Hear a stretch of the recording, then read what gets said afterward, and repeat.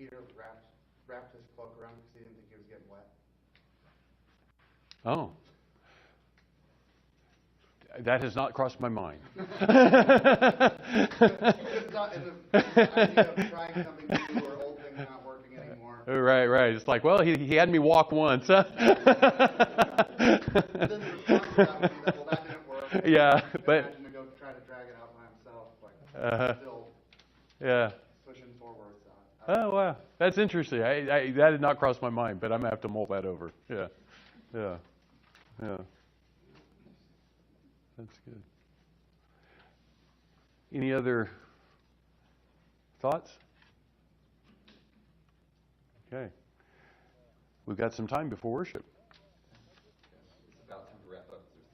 Okay. I got one question. Is there any significance to the fact that when this miracle happened, they caught a lot of fish? Is there any significance around the fish other than this is symbolic of, of Jesus providing here? I mean, it's not as though there were 150 conversions or something spiritual. It doesn't seem like that. Obviously, Jesus is at work in their day to day. I guess is that strictly the symbol here, or the thing that we should take away from it? Or there's something significant about catching a bunch of fish that day? Yeah, so I think that the 153 is also symbolic, and so there's a footnote in the notes, and you can go to. I thought I wouldn't drag everybody through it, but I just point out this. So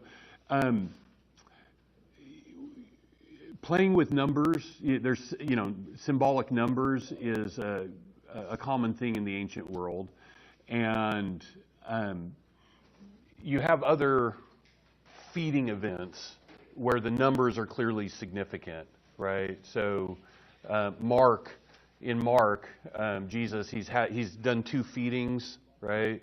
One he does for 5,000 among Israel, and there's 12 basketfuls taken up. And then he does another one, and it doesn't say this is not Israel, but it's on the other side of the Galilee. So that it's like the pagan region, right? And I forget, it's like 4,000 or something there. And they take up 7 baskets full. And so later, he says, well, when they're shocked at him stilling the storm and so forth, he says, don't you get this yet? And all of us are like, no, none of us get this, right? And he says, well, how many baskets full came out from here? 12. How many from this one? 7. Don't you get it, right? And I think a lot of us are like, no, I don't get it, right? But probably what's going on there is that you have some reference to the 12 tribes, there. And on the other side is where you had the 7 nations of the Canaanites, the remnants of them, was the thought among, the people of Jesus' day. You find references in rabbinic literature. And so probably the 7 basketfuls there are kind of symbolic of his care for the nations, right? And kind of the point is he's got enough for both, right? And if you get that, if you get his provision, then it shouldn't be a huge leap to he can probably take care of whatever's rumbling under the sea, right? And so, that's a kind of reflection that's worth having. So probably what's going on here with 153, so short version, there's no place in John's Gospel or elsewhere in Scripture that I'm aware of where you have the number 153. It's like, oh, this is a reference back to this thing, right? But what you do have, if you go back to the feedings story earlier in John, you have you have 7. How does it work? Let me find it here.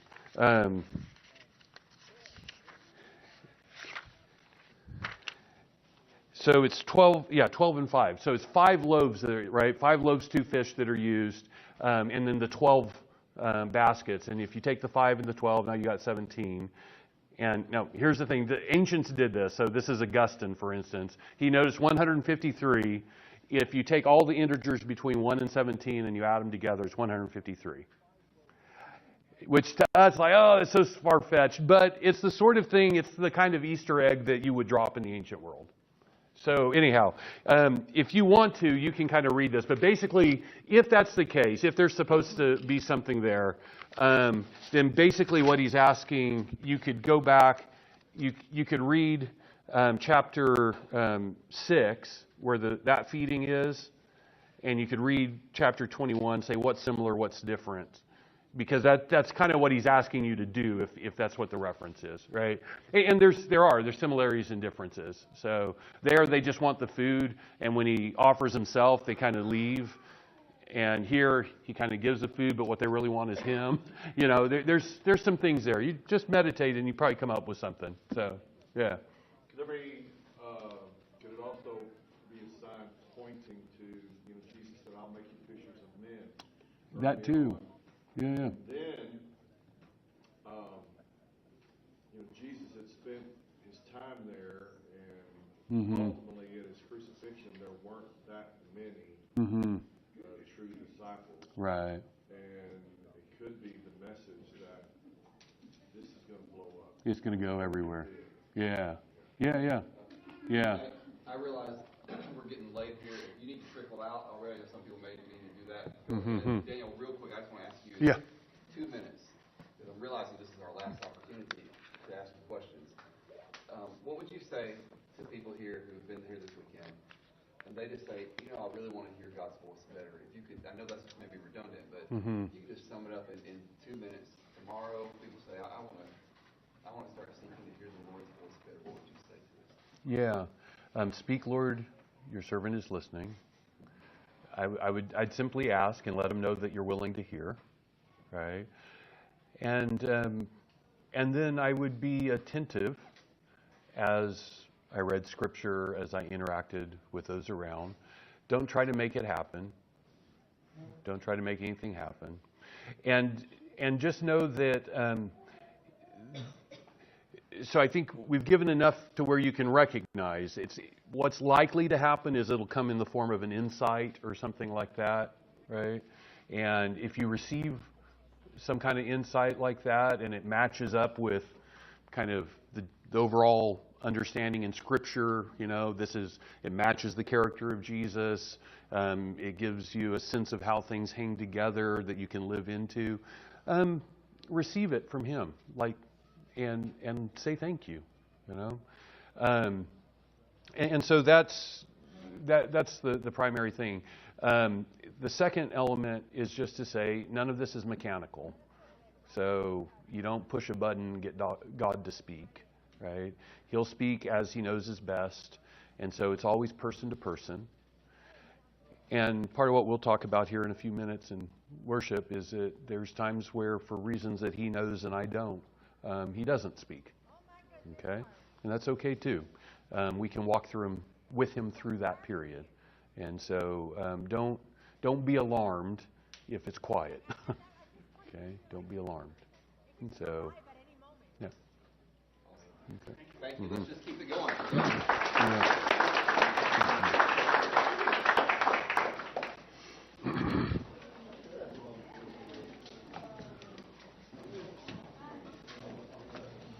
One thing I noticed in that passage was that they were large fish. Big ones, yeah. Okay. Yeah. Galilee was known to be like sardine, bluegill type fish. Right. No large fish. Yeah.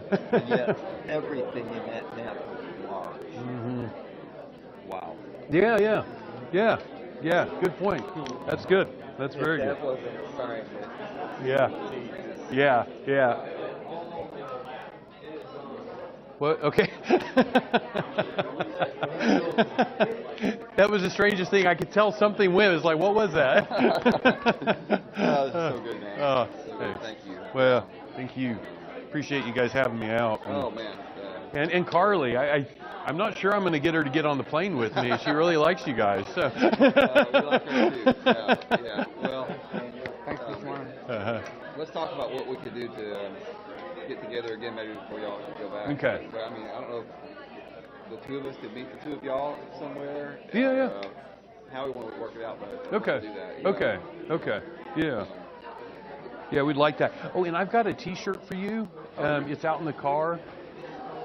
And one for, I was going to give one to Terry also, but yeah, so I've got them out there just in Andrew's corner and has that design on the back that we have on our building. And so, yeah, so I was going to bring them in the other day and I thought, well, probably not a good idea because then it looks like, there'll be others that are like, wait, where's mine? So, yeah. But, Thank you, Daniel. hey, That was good. thank you. Daniel, thank you. I haven't been able to tell you thank you, but it's been really lots, lots to chew on. Yeah. It's inspiring. I mean, I love hearing kind of new takes. Every time I leave, Alex and I are just talking for an hour or two, talking about I'm glad. different things we're doing. Thank you. Beautiful. Well, you're welcome. Thank you. Yeah.